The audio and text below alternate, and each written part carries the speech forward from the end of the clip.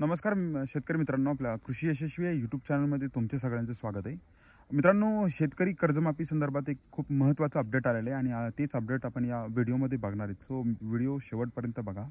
मित्रांनो, आपल्याला माहिती आहे बच्चू कडूंनी एक भव्य मोठं आंदोलन केलं नागपूरमध्ये आणि शेतकऱ्यांच्या कर्जमाफीसाठी आंदोलन केल्यानंतर मुख्यमंत्र्यांनी त्यांची एक म्हणजे बैठक झाली. या बैठकीमध्ये मुख्यमंत्र्यांनी जाहीर केलं की 30 जून 2026च्या पूर्वी आम्ही सर्व शेतकऱ्यांचं कर्ज माफ करू.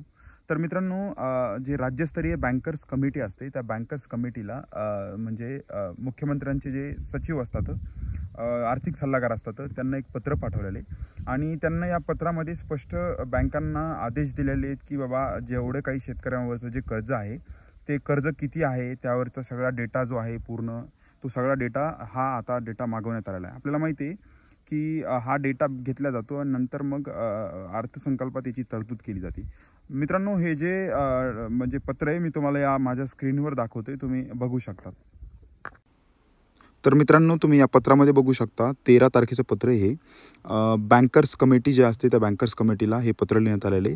बँक ऑफ महाराष्ट्र पाषाण पुणे यांनी लिहिलेलं पत्र हे आणि हे पत्र डेप्युटी जे आहेत डायरेक्टर रजिस्टर ॲग्री क्रेडिट त्यांना दिलेलं आहे. मित्रांनो, याचा संदर्भ जो आहे मित्रांनो तो 30 तारखेला जे सरकारनं GR काढला होता कर्जमाफी संदर्भात बच्चू कडूंचं आंदोलन झालं त्या संदर्भात GR आहे आणि मुख्यमंत्र्यांचे जे आर्थिक सल्लागार असतात प्रवीण परदेशी त्यांचं हे पत्र आहे मित्रांनो.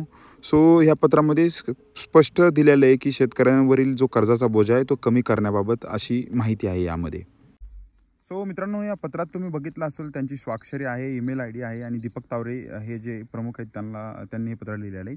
सो मित्रांनो, यामध्ये आता काय होणार आहे, म्हणजे जेवढ्या काही नॅशनलाइज बँका असतील, ग्रामीण बँका असतील किंवा ज्या कोऑपरेटिव्ह बँका असतात म्हणजे मध्यवर्ती बँका, ह्या सगळ्या बँकर्स कमिटी असते त्यांना एक पत्र लिहिण्यात आलेलं आहे आणि त्या पत्रामध्ये शेतकऱ्यांवर किती कर्ज आहे, त्यांच्याकडे म्हणजे किती शेतकऱ्यांचं कर्ज थकीत झालेलं आहे, हे सगळा जो पूर्ण जी माहिती हा जो डेटा आहे मित्रांनो, हा डेटा सरकारने कुठेतरी आता मागवण्यात आलेला आहे आणि ही एक खूप चांगली बातमी आहे मित्रांनो, कारण की कुठेतरी सरकारने शब्द दिलेला आहे 30 जून 2026च्या आधी आम्ही कर्जमाफी करणार आहोत आणि सरकारला हा शब्द पाळावा लागणार आहे. आता आपल्याला माहिती मित्रांनो की म्हणजे आता अर्थसंकल्प 31 मार्चला सादर होतो.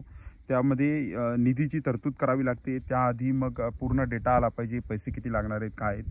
सो पूर्ण याची कुठेतरी मित्रांनो आता तयारी जी आहे ती सुरू करण्यात आलेली आहे. आणि मित्रांनो, यामध्ये दुसरा एक मुद्दा असा आहे की राज्य सरकार यामध्ये काही अटी शर्ती पण घालू शकतं की बाबा आम्ही ह्या शेतकऱ्यांचं कर्ज माफ करणार नाही, त्या शेतकऱ्यांचं करणार नाही. तर मित्रांनो, अतिवृष्टीमुळे भरपूर शेतकऱ्यांचं नुकसान झालेलं आहे, मोठा असू छोटा असू सगळ्यांचंच नुकसान झालेलं आहे. आमची मागणीच नाही आहे की धनादाणा जे मोठे शेतकरी आहेत किंवा जे म्हणजे ज्यांचे प्लॉट्स आहेत किंवा काही जो सामान्य गरजू शेतकरी ज्याला कर्जाची म्हणजे बोजा झालेला आहे त्याच्यावर जे शेतकरी लहान आहे त्या शेतकऱ्यांचा सर्वसकट म्हणजे त्यांची कर्जमाफी ही झाली पाहिजे मित्रांनो. सो कुठेतरी या पत्रात हाच उल्लेख केलेला मित्रांनो की शेतकऱ्यांचा डेटा हा मागवला जातोय आणि त्याची तयारी सुरू झालेली मित्रांनो. आपल्याला माहिती आहे 30 तारखेला सरकारनं एक शासन निर्णय पण काढला होता. त्यामध्ये त्या पत्रात लिहिलेलं होतं की आम्ही एक कमिटी बनवतोय आणि कुठेतरी या कमिटीने हा अहवाल मागवण्यास सुरुवात केलेली मित्रांनो. सो मित्रांनो, तुम्हाला एक महत्त्वाचं अपडेट द्यायचं होतं त्यामुळे हा व्हिडिओ केला आहे. जर आपला व्हिडिओ मित्रांनो तुम्हाला आवडला असेल तर कृपया या चॅनलला सबस्क्राईब करा आणि या व्हिडिओला लाईक करा मित्रांनो आणि तुमच्या मित्रमैत्रिणींसोबत शेअर करा. धन्यवाद.